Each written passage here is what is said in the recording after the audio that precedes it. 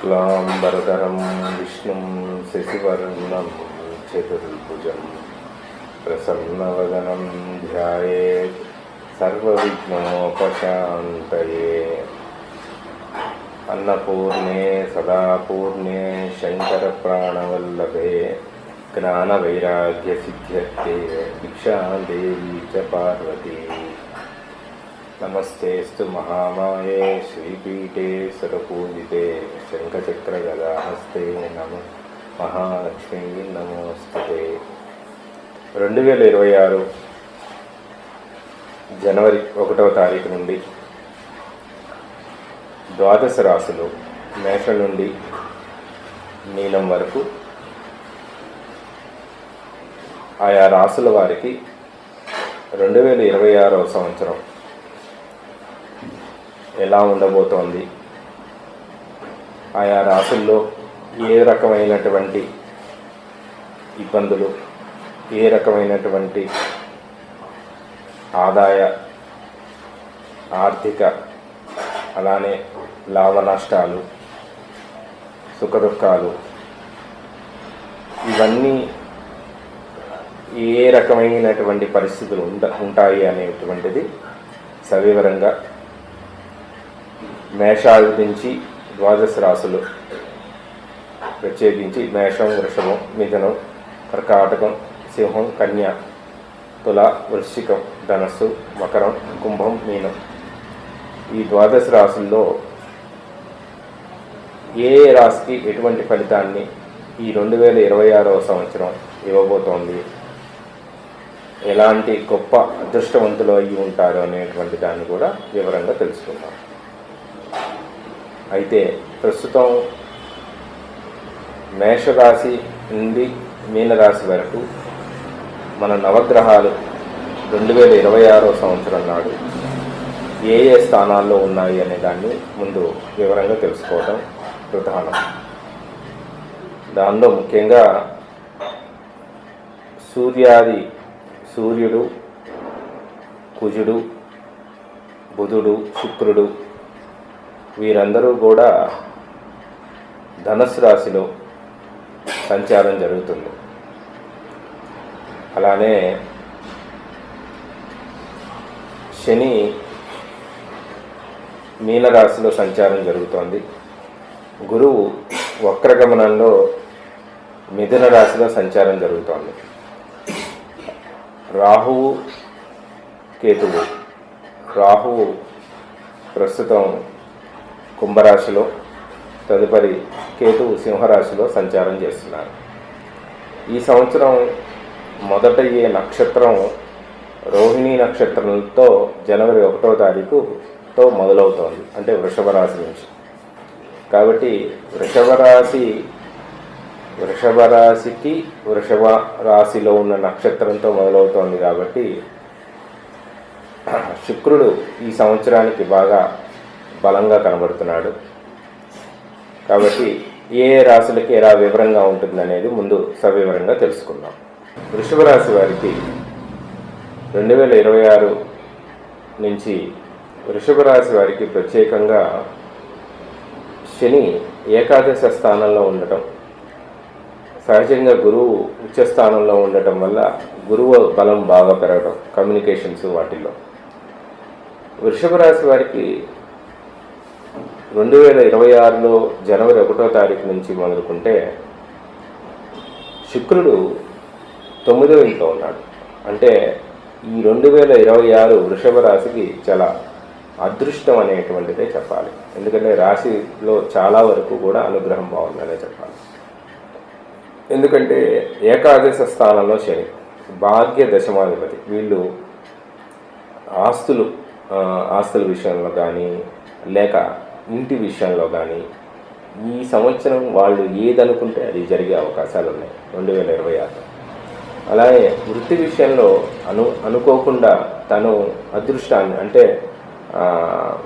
తాను చేసుకున్న కొంచెం శ్రమకి అధిక ఫలం పొందటం, అంటే చిన్న స్థాయిలోనే, అంటే ఎక్కువ సంవత్సరం కష్టపడంగానే సంవత్సరంన్నర ఆ కంపెనీలో కష్టపడంగానే ప్రమోషన్ రావడం, అంటే చాలా తక్కువ ఆ శ్రమకి ఎక్కువ ఫలితాన్ని పొందడం అనేటువంటిది వృషభ రాశి వారికి చాలా బాగుంటుంది.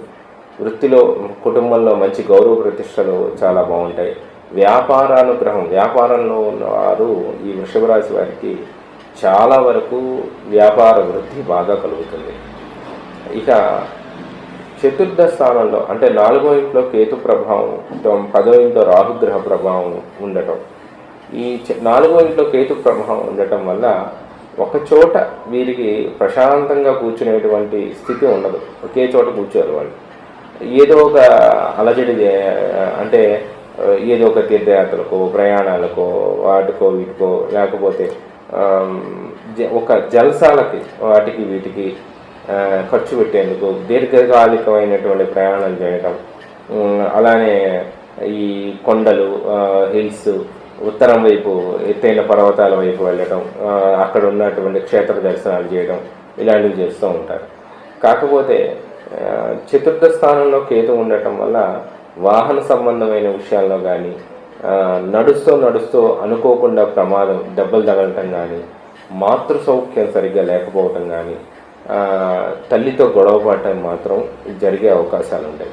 ఎందుకంటే కేతువుకి సహజంగా 4వ ఇంట్లో ఉండటం వల్ల చతుర్థ స్థానంలో సుఖము అనేటువంటిది ఉంది. సుఖము అంటే కంఫర్ట్స్ని ఇచ్చినట్టుగా ఉంటుంది, కానీ ఏదో తెలియని వైరాగ్య భావన, అట్లానే మాతృభావన మీద సరిగ్గా పట్టించుకోకపోవడం, తల్లి యొక్క ఆరోగ్య స్థితి అనారోగ్యంగా ఉంటే ఆరోగ్యాన్ని సరిగ్గా పట్టించుకోకపోవడం, ఇలాంటివి జరుగుతుంది.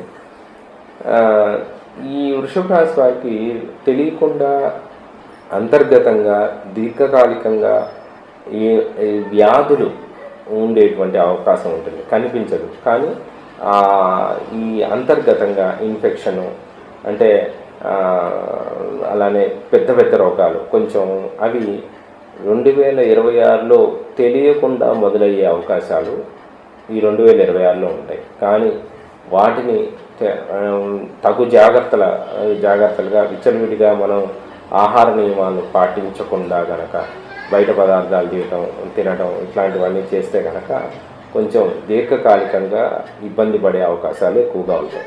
ఈ వృషభ రాశి వారికి ప్రధానంగా ఇంకొక విషయం ఏంటంటే, ఈ వ్యాపార సంబంధం విషయంలో కొత్త మార్పులు, కొత్త వ్యాపారాన్ని చేయడం, అలానే పాలు, అలానే ట్రాన్స్పోర్టు, ఇనుము, అలానే ఎలక్ట్రికల్కి సంబంధించిన దానిలోను, అలానే కరెన్సీకి సంబంధించిన, ఫినాన్స్కి సంబంధించిన విషయాల్లోనూ చాలా అనుకోని పరిణామాల్లో మార్పు చెందడం, దానిలో మంచి లాభం పొందడం అనేటువంటిది జరుగుతూ ఉంటుంది.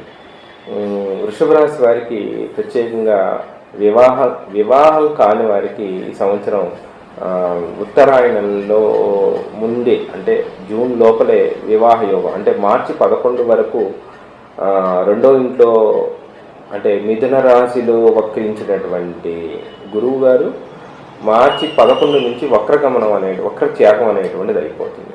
కాబట్టి ఆ మార్చి 11 నుంచి జూన్ 2 మధ్యకాలంలో ఎవరైతే వివాహం కాని వారికి ఉంటారో వారికి 100కి 90% వివాహ యోగం పడుతుంది. అంటే అనుకోకుండా వివాహం, ఎప్పటి నుంచో మా వాడికి పెళ్లి కావాలి అనేటువంటిది ఉంటుంది సార్, ఆ వివాహ యోగం అనేటువంటిది అనుగ్రహిస్తుంది అన్నమాట. అలానే ఈ వృషభ రాశి వారికి ఇంకొక ప్రత్యేకం ఏంటంటే, ఈ లవ్ మ్యారేజ్లు చేసుకునేటువంటి అవకాశాలు కూడా వృషభ రాశి వారికి చాలా ఎక్కువగా ఉంటాయి ఈ సంవత్సరం. కాస్త లవ్ మ్యారేజ్ చేయడం, అలానే కొంచెం కొత్త వాళ్ళని వేరే ప్రదేశాలకు వెళ్ళి పెళ్లి చేసుకోవడం, ఇట్లాంటివన్నీ చేసుకునే అవకాశాలు ఎక్కువగా ఉంటాయి. కాబట్టి వృషభ రాశి వారికి అంతటా బాగుంటుంది. ఎందుకంటే ఈ 2027 వరకు కూడా వృషభ రాశి వారికి ఏం నడిచేది అనేటువంటిది లేదు. కాబట్టి 2027 నవంబర్ డిసెంబర్ వరకు ఏ రకమైనటువంటి ఇబ్బందులు అనేటువంటిది ఉండదు. కాబట్టి కానీ ఇప్పుడు చేసేటువంటి అనాలోచితంగా తొందరపడి డబ్బు ఖర్చు పెట్టుకొని చేసేటువంటి కొన్ని పనులు ఏవైతే ఉంటాయో దానివల్ల తర్వాత వచ్చేటువంటి జీవితకాలం ఏలినాటి శని ప్రభావం వల్ల అనుభవించాల్సి వచ్చే అవకాశాలు ఉంటాయి. ఎందుకంటే అనవసరమైనటువంటి ఖర్చులన్నీ కూడా చాలా ఎక్కువగా చేస్తారు. ఆ, విద్యార్థులు అనేటువంటి విషయంలో కాస్త శ్రద్ధ పట్టి చదువుకోవాల్సి వచ్చే అవకాశం ఉంటుంది. ఎందుకంటే చతుర్థ స్థానంలోకి అంటే పూర్వ విద్య 1 నుంచి 10వ క్లాస్ వరకు జరిగేటువంటి పరిణామంలో కొంచెం విద్యాస్థానంలో ఎక్కువగా కొంచెం నిదానంగా చదివి మందగమనంగా చదివే అవకాశాలు ఎక్కువగా ఉంటాయి. అయితే ఇది జూన్ 2వ తారీఖు వరకు బాగుంటుంది. జూన్ తర్వాత గురువు మారిన తర్వాత నుంచి వృషభ రాశి వారికి విద్యార్థులలో కొంత మార్పు వస్తుంది. ప్రదేశాలు కానీ స్కూల్స్ కానీ మార్చుకునే అవకాశాలు ఉంటాయి. అది చాలా ఇంపార్టెంట్. పెద్దవాళ్ళకి దీర్ఘకాలికమైనటువంటి అనారోగ్యం ఉన్న వాళ్ళకంతా కూడా ఇది చాలా శుభ పరిణామం అనే చెప్పవచ్చు. అట్లానే సంతాన సంబంధమైన విషయాల్లో కూడా చాలా వరకు సంతాన సాఫల్యం అనేటువంటిది ఈ వృషభ రాశి వారికి అనుగ్రహం చాలా బాగుంది. ఎందుకంటే వృషభ రాశి వారికి 2 విధాలా మంచిది. ఒకటి, జూన్ ముందు వరకు పుట్టే వాళ్ళందరూ పురుష సంతానం కలిగి ఉండే అవకాశాలు ఎక్కువ ఉంటాయి. జూన్ తర్వాత పుట్టే వాళ్ళందరికీ వృషభ రాశికి స్త్రీ సంతానం ఎక్కువ పుట్టే అవకాశం ఉంటుంది. అది కూడా 2022, 2021 కాలంలో పెళ్లి చేసుకున్న వారికి ఈ సంవత్సరం 2026లో సంతాన ఫలితం అనేటువంటిది ఖచ్చితంగా ఉండే అవకాశాలు 2026లో జూన్ ముందు పుట్టే వాళ్ళకి ఒక రకంగా, జూన్ తర్వాత పుట్టే అంటే సంతానం అనేటువంటి వాళ్ళకి ఒక రకంగా ఉంటుంది. కాబట్టి వృషభ రాశి వారికి ఏ విధంగా చూసినా ఈ సంవత్సరం అదృష్టం బాగా కలిసి వచ్చే అవకాశం ఉంటుంది. అత్తగారిని పెళ్ళైన తర్వాత అత్తగారి నుంచి కూడా అనుగ్రహం చాలా బాగుంటుంది. అత్తమామలు కూడా చాలా ఆప్యాయంగా ప్రేమగా చూసుకుంటారు. అయితే ఇక్కడ వృషభ రాశికి ఇక్కడ ప్రధానంగా చెప్పాల్సింది గణపతికి బాగా ఆరాధన చేసుకోవాలి. గణపతికి చేసుకోవాలి. అట్లానే దుర్గాదేవి అనుగ్రహం కూడా, దుర్గాదేవి కోసం దుర్గాదేవి ఆలయాలను సందర్శించడం, స్వయంభు అంటే దుర్గా చండీ హోమాలు చేసుకోవడం. చండీ హోమాలు చేసుకోవడం వల్ల ప్రయోజనం ఏంటి అంటే వృత్తిలో వ్యాపార సంస్థల్లో వృత్తి చేసే వాళ్ళకి, వ్యాపారం పెట్టుకొని అందులో వృత్తి చేసేవాళ్ళు మోసం చేయకుండా ఉంటారు, మోసపోకుండా ఉంటారు. అనుకోకుండా మోసం పోయి లాస్ అయిపోయే ఇబ్బందులు కలగకుండా ఉంటాయి అన్నమాట. కాబట్టి ఇవన్నీ కూడా 100% జరిగే అవకాశం ఉంటాయి. కాబట్టి ఇది ఒక్కటే నేను చెప్పదలిసింది. నేనేమంటానంటే ఈ వృషభ రాశి వారికి ఎక్కువ శాతం ఈ అదృష్టం కలిసి ఉన్నప్పటికీ కూడా గణపతిని దుర్గని ఆరాధన చేయడం వల్ల, ప్రత్యేకించి చండీ హోమం పెట్టుకోవడం, చండీ హోమం చేయించుకోవడం వల్ల వ్యాపార సంస్థల్లో వ్యాపారం చేయించుకునే వారికి చండీ హోమాలు చేయించుకోవడం వల్ల వ్యాపార వృద్ధి బాగా కలిసి వస్తుంది.